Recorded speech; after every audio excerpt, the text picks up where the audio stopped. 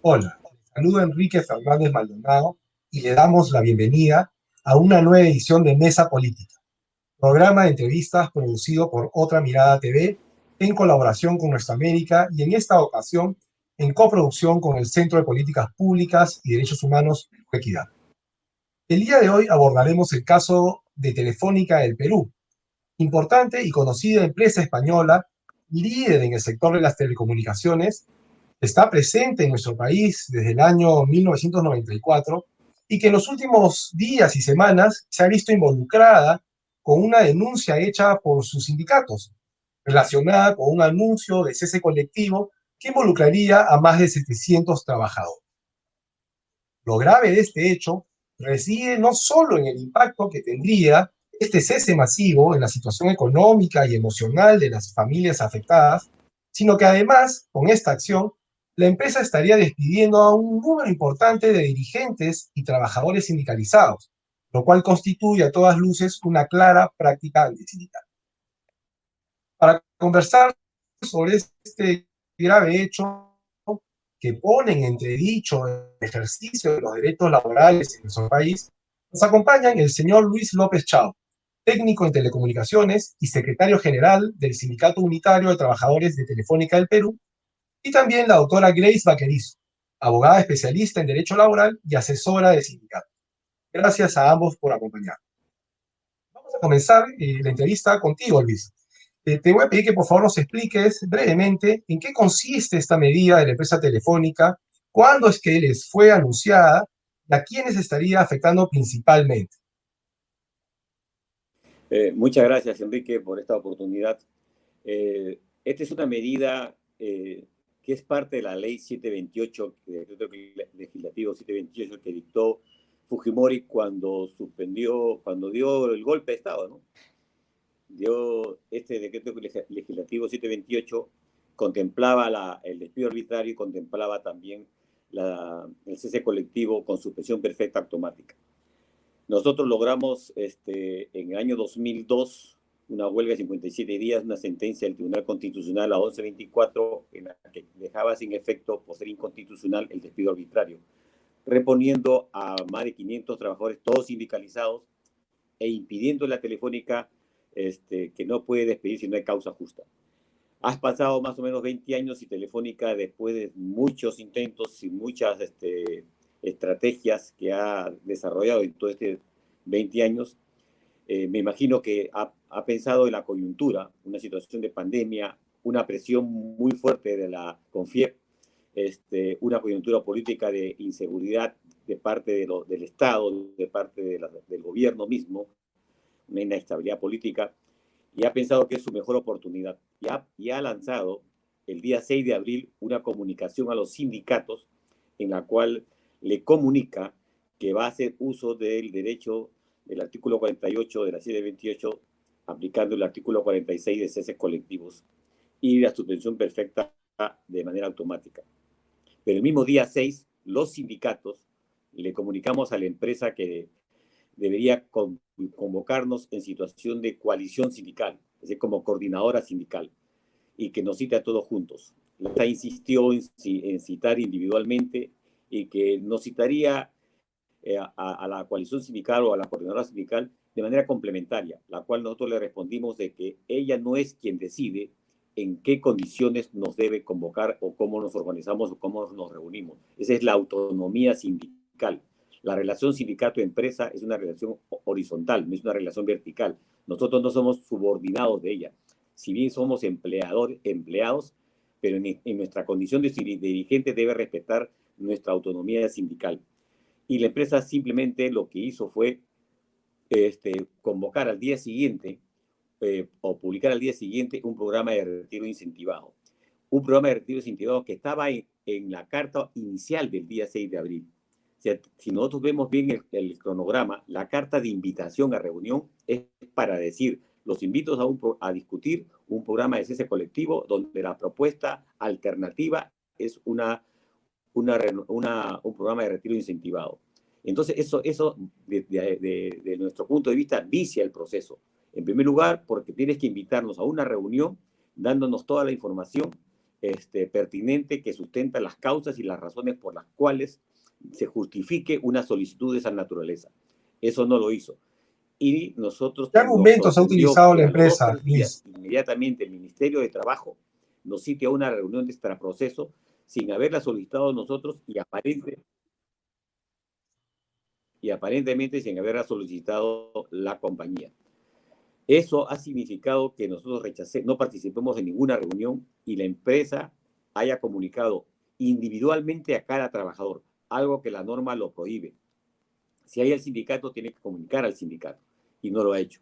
Nosotros hemos ¿Qué hecho algunas argumentos, soluciones, Luis, algunas utiliza la alternativas empresa? y le hemos planteado, en primer lugar, una acción de amparo a la empresa. El elemento que usa es el artículo B, que es por problemas económicos, estructurales, o, o en la carta es reestructuración, no aduce tema económico, aduce reestructuración.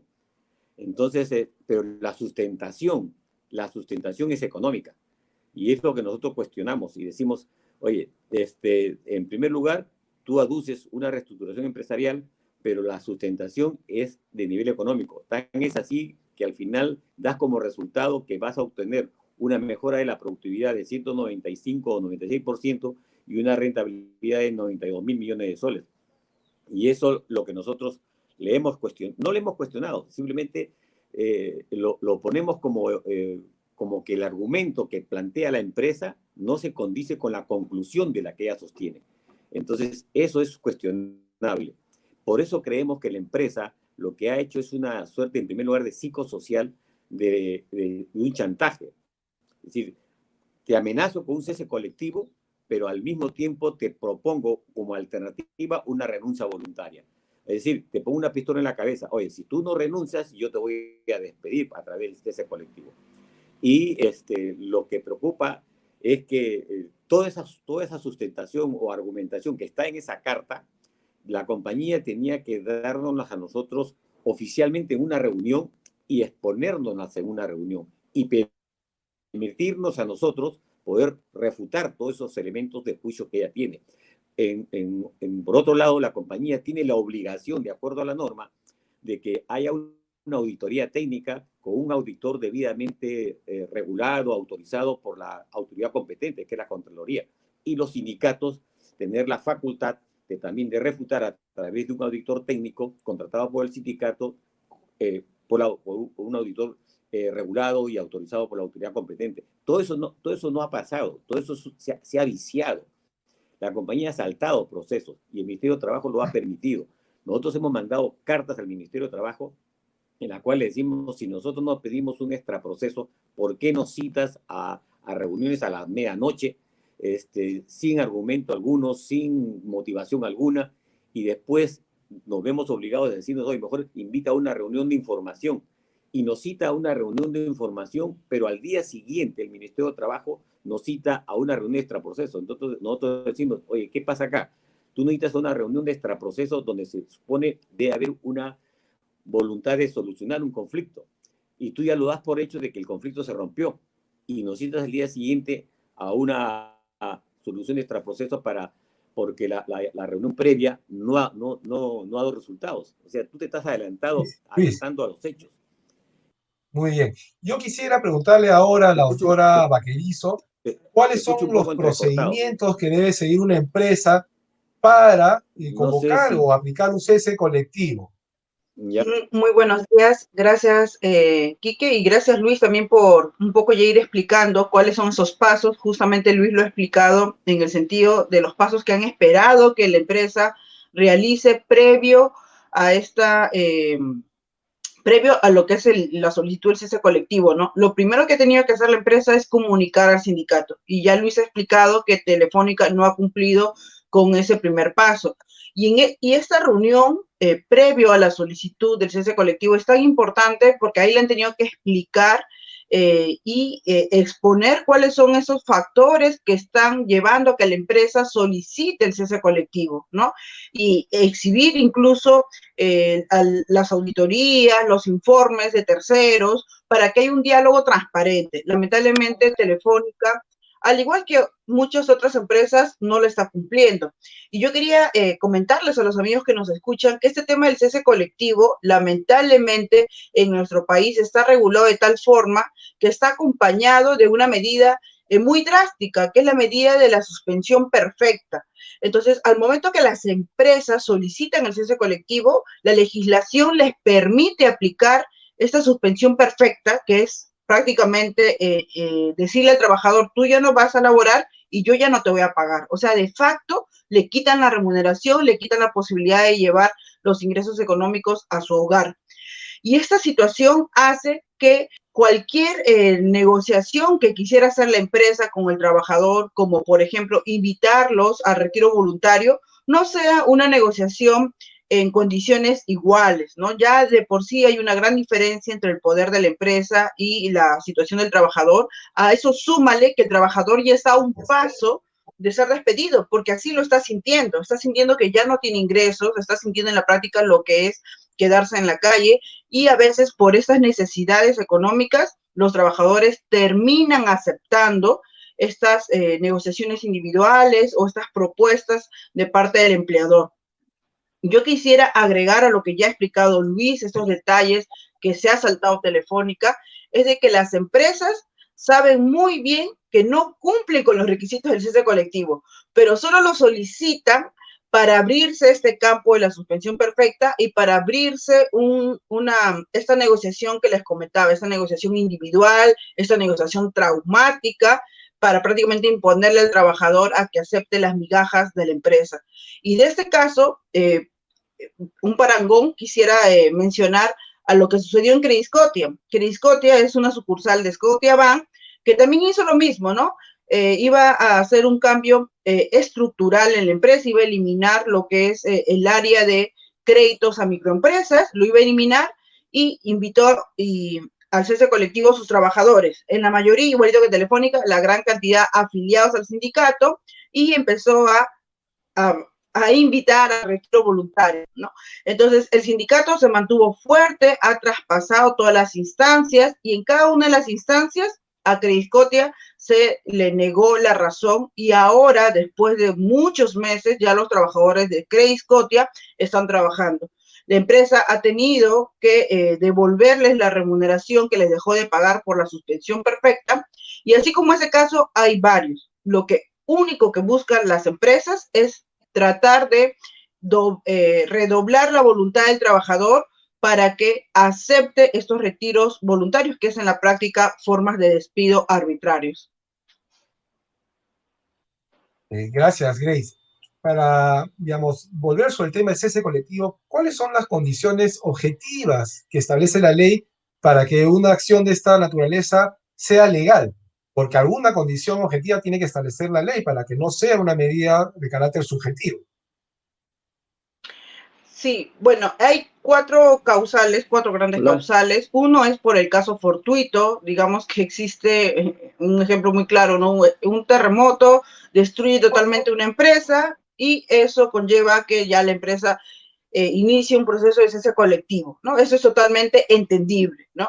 Otra de las causales es este tema de la reestructuración empresarial, la económica, ¿no? Que está establecido en el literal B del artículo 48 y el artículo 46, y las otras causales son también por el tema de patrimonio, ¿no? Una reestructuración patrimonial.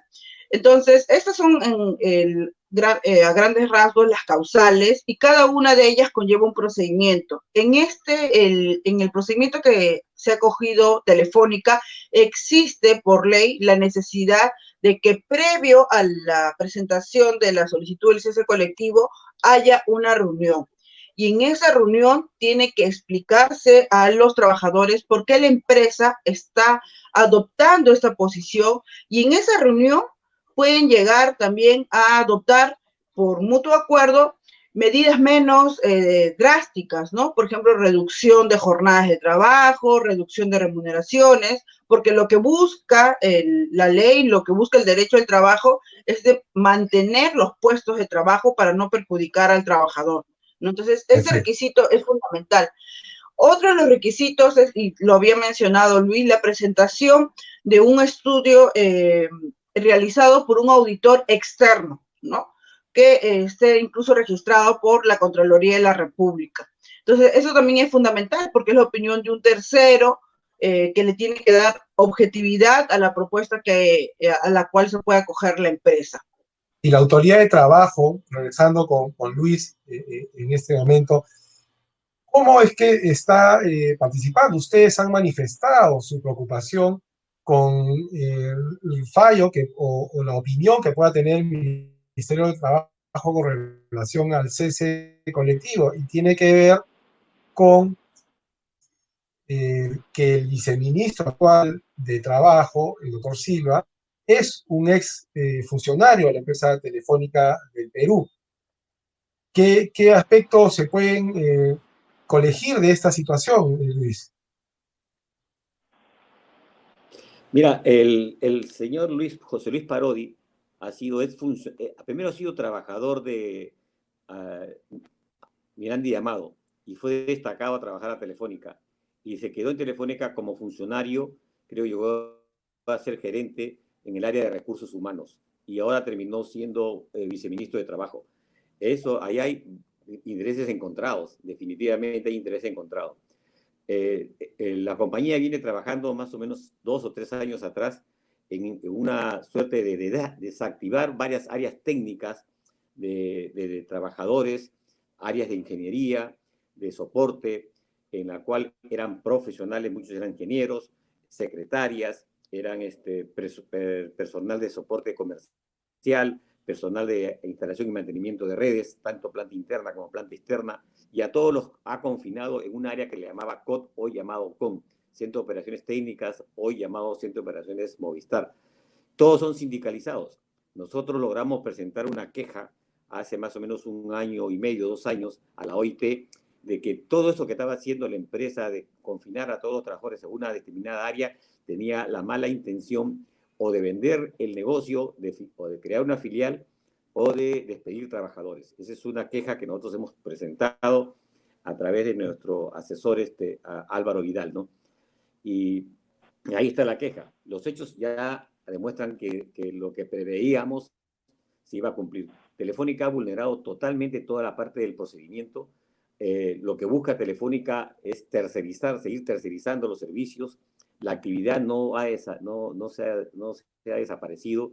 Más bien se está trasladando a otros call centers particulares, puede ser Conecta, puede ser el mismo Atento, pero también están trasladando a los call centers de Argentina, creando conexiones argentinas, porque ahora como las redes de telecomunicaciones pueden ser universalizadas, ahora a ti te contesta una persona de cualquier país donde le sea más barato, pero le disminuyes el número de trabajadores al país, que en este caso es Perú.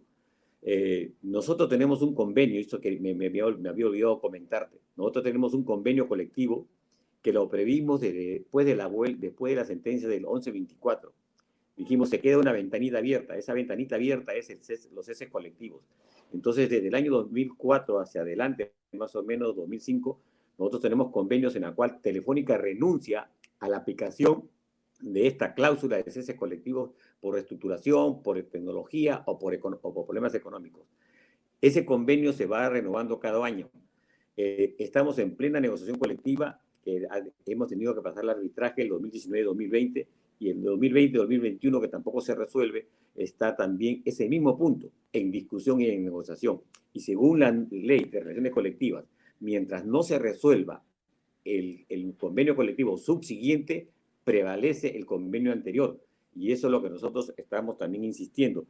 Telefónica lo que busca es eliminar a los sindicatos, porque ese fue su objetivo desde que llegó al Perú.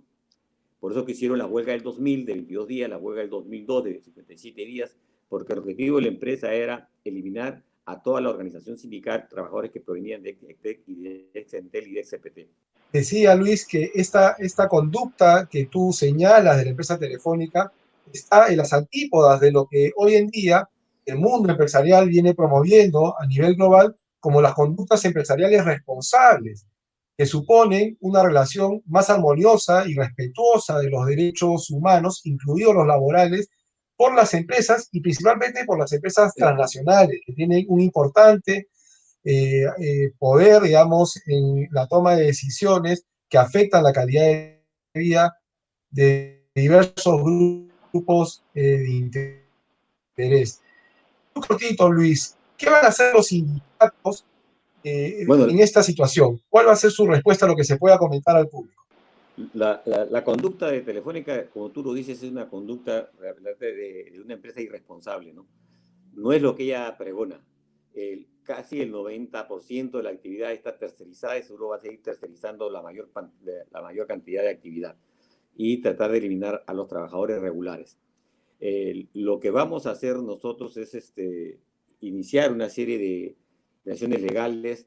Hemos hecho una denuncia ante el Ministerio de Justicia por la vulneración del secreto a la información de los datos de los trabajadores, porque quien está mandando las cartas es un funcionario colombiano, que es el director de recursos humanos, está en Colombia, no está en Perú, y por lo tanto ha tenido que trasladar toda la información, y eso el Estado debe proteger la información de los datos. Por eso hemos hecho una denuncia al Poder Judicial, hemos hecho la acción de amparo, hemos hecho la denuncia a SUNAFIL, también por la vulneración a los derechos fundamentales de los trabajadores, no solamente al debido procedimiento, sino que se está atentando contra la vida de los trabajadores, porque la mayoría son personal de riesgo, son mayores de edad.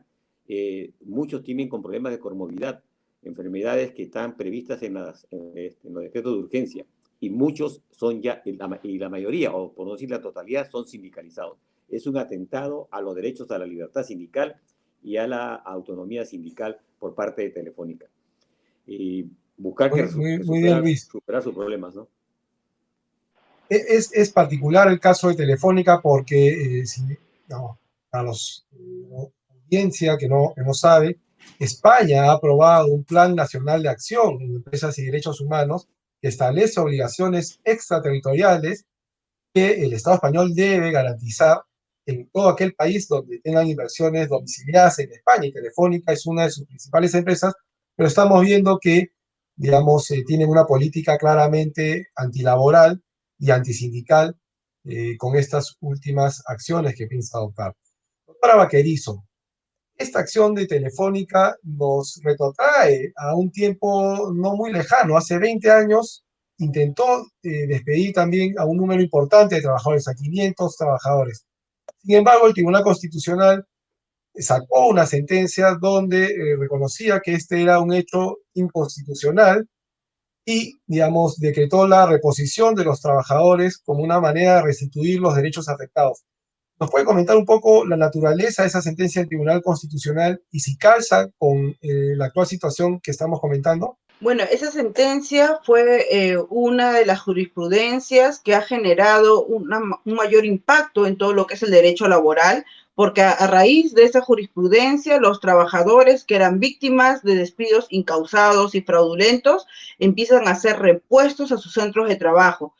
Incluso ya ahora, después de muchos años, ya no solo a través vía acciones de amparo, sino incluso vía procesos laborales, porque los jueces laborales aplicando este aporte del Tribunal Constitucional que hace una interpretación de lo que es el despido arbitrario regulado en el decreto legislativo 728, le otorga medidas restitutivas, ¿no? Que es en la práctica la reposición. Y esto ya es vigente para todos los trabajadores.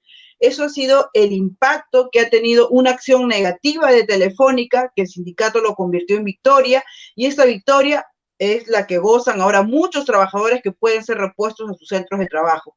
Y yo espero que a raíz de lo que ya vienen sufriendo diversos sindicatos, y ahora le toca a los trabajadores de Telefónica sufrir este impacto de solicitudes de cese colectivo, que en la mayoría quedan desaprobadas, rechazadas, finalmente pueda cambiarse la legislación y se niegue que los ceses colectivos, las solicitudes, sean acompañadas por suspensiones perfectas, porque esto es lo grave, las suspensiones perfectas. Finalmente los trabajadores llegan a ser repuestos a su trabajo, ¿no? Porque se les rechaza los ceses colectivos.